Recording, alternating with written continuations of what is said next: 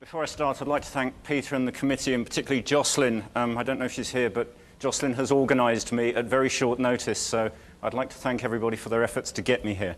What I've been asked to do in 15 minutes is talk to you a little bit about forensic science courses in universities in the United Kingdom and in Europe, because what is happening in England in particular is rather strange. So what we're going to do is we're going to talk about the growth in the number of forensic science courses at all levels in the UK and Europe. We've taken some flack in the universities from the industry about that, and I guess that may or may not be happening in the US. The industry is beginning to take us seriously, and I'd like to share with you some thoughts I have on why that is so. I'd like to talk to you about the philosophy of what I call the senior universities in forensic science, those of us who take it seriously, those of us who are doing it for real. And we're going to talk about teaching structure, staffing, and resource allocation. We heard a lot about money this morning and the fact that there may not be some. I'd like to give you the take-home message. Let's talk to each other, because there's pots of it out there. And DNA stands for do not ask. Well, we're going to ask, and we're going to get lots of money. And then I'd like to talk to you a little bit about quality management, because as a head of department, I have to worry about such things. So what has happened in the UK? Well, this morning, Claude gave us an excellent geography lesson. We were the little island in the middle of two continents. But in our country, my country, we've got approximately 25 universities offering degrees with the word forensic in it. 4 years ago, there were 400 programs available to undergraduates with the word forensic in. Why is that? Well, it's happening in Europe too. I'm talking to colleagues in Europe. Reasons might be that we're having to redeploy physical scientists. Chemistry is a nasty word in England. Nobody wants to study it anymore.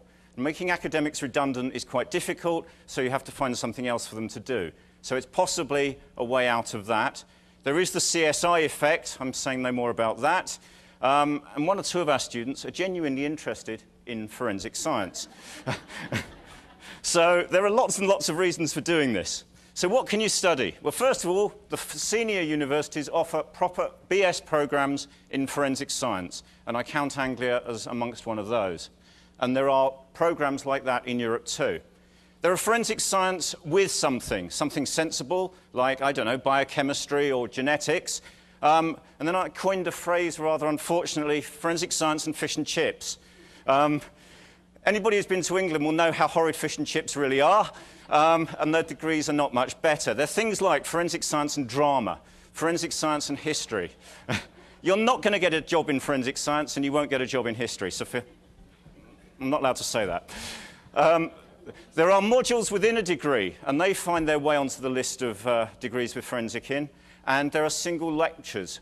You give a lecture on forensic science, and in the UK, you can call your program a forensic science program. So there's clearly a problem in philosophy.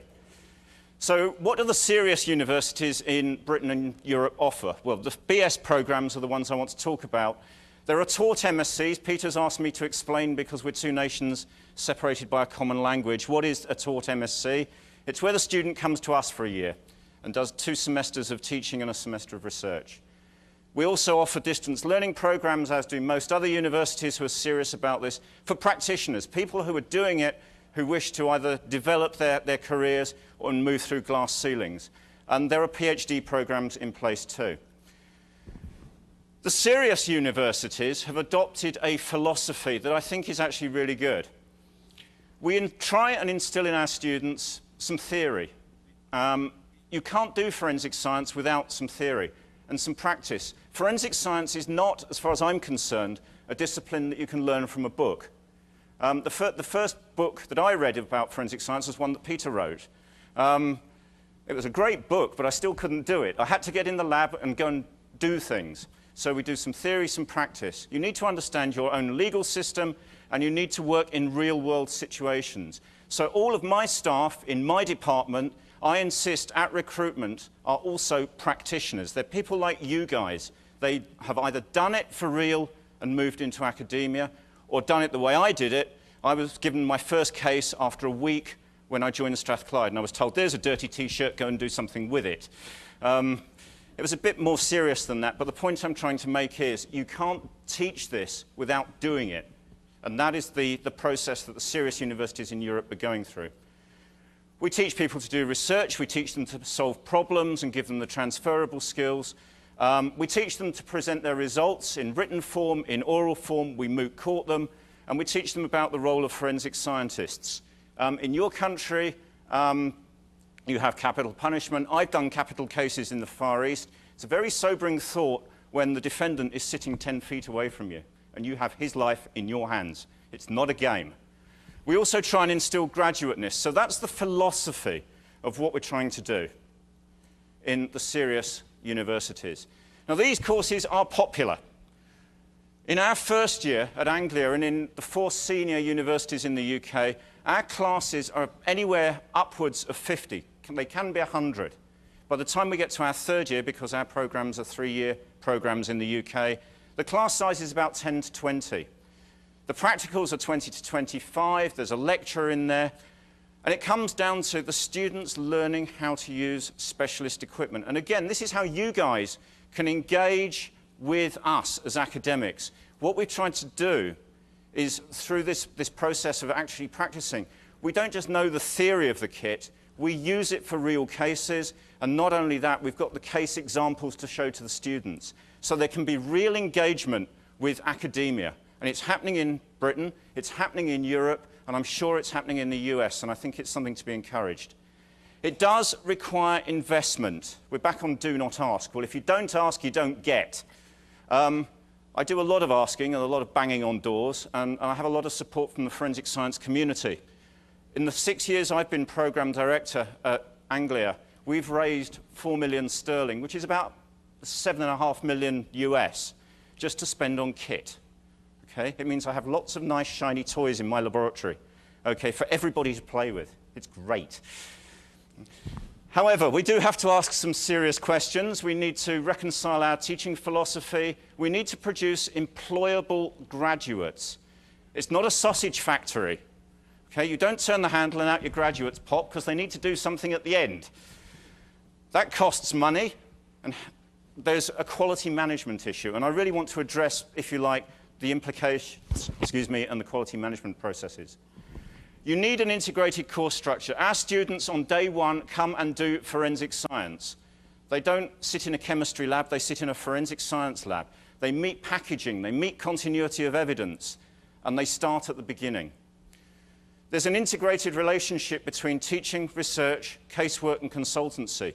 We have a casework suite. We are the first university in Britain to have built one. I know that they've got one at Lausanne where they do casework, and I'm sure there are plans for other universities to do the same. But the students need to know that what we're teaching them is real. And again, that's where you come in.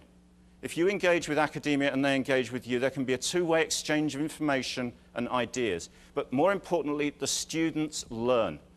So forensic science is taught by practitioners. It does result in problems. Recruiting good academics who are also good forensic scientists is very difficult. If you go to a lot of meetings, and the talks here have been excellent, if you go to a lot of meetings back home in England, all you get is the war stories. Okay, well, the war stories are great fun, but what about the science behind them? Okay, so you need to find good academics who are good practitioners, because you're working with good students. It's a good way of getting good students into your university. We require, go back a step, our exams for people entering university are scored A through E. A is the best, E is the worst. We require entry BBC, which is about as high as it gets in the UK for our discipline. So we require good students. And again, the 4 universities in the UK require these grades, and I know that Pierre Margot in Lausanne, which is the other major university in Europe, he's selective at the end of year 1. If his students don't make the grade, he gets rid of them, or doesn't have them. Okay, and we also require that they have at least 2 of biology, chemistry, physics, and maths. These are real scientists, they want to do it. We're based in a faculty of science, all right, rather than criminology or law.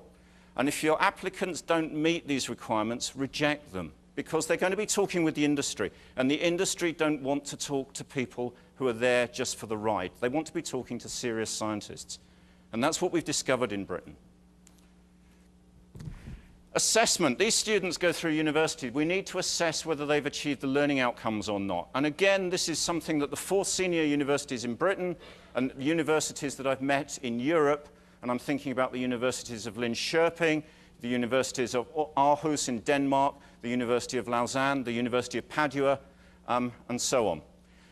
We have exams, essays, and so on, but they must be relevant. So again, you've got to engage with the people who are doing it for real. Does it work? Where do all of our sausages go? Fortunately, our sausages, our students, do quite well.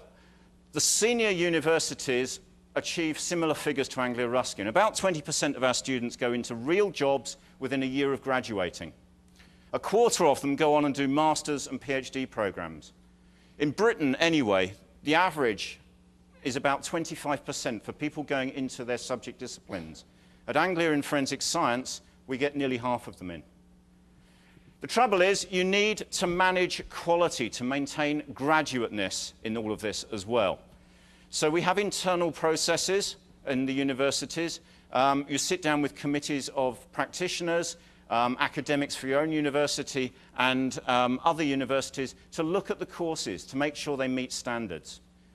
In Britain, we have something called the Quality Assurance Agency, the QAA. And that follows through discipline audit trails, and forensic science is one of them.